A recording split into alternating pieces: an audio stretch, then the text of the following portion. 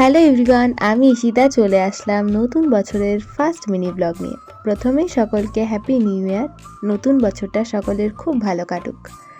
আমার নতুন বছর যাকে যারা শুরু হয় না, তার সাথেই প্রায় 3 মাস পর আজ দেখা করতে চলে আসলাম।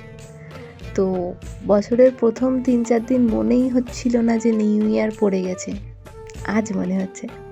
প্রতি বছর 1 জানুয়ারিতেই দেখা হয়, কিন্তু এবছর আমার শরীরটা খুব বেইমানি করে দিয়েছিল। খুব অসুস্থ ছিলাম, সেই জন্য দেখা করতে পারিনি। তাই আজ চলে এসেছি আমাদের খুব প্রিয় একটা গঙ্গার ঘাটে। এই জায়গাটা আমার খুব ভালো লাগে, আর অনেক দিন পর এসেছি, প্রায় 2-3 বছর তো হয়েই গেছে। প্রথমেই খাওয়া দাওয়াটা সেরে নিলাম, তারপরে এই কিউটিটার সাথে একটু খেলা করছিলাম। ও বেশ আমাদের সাথে মিশুকে হয়ে গেছিল। এই জায়গাটা খুব ভাল লাগছিল, দুটো বাগানবিলাস গাছ, একদম ফটোশ্যুটের জন্য পারফেক্ট জায়গা। তো এখানে কিছু ফটো তোলার পর চলে আসলাম গঙ্গার ঘাটে।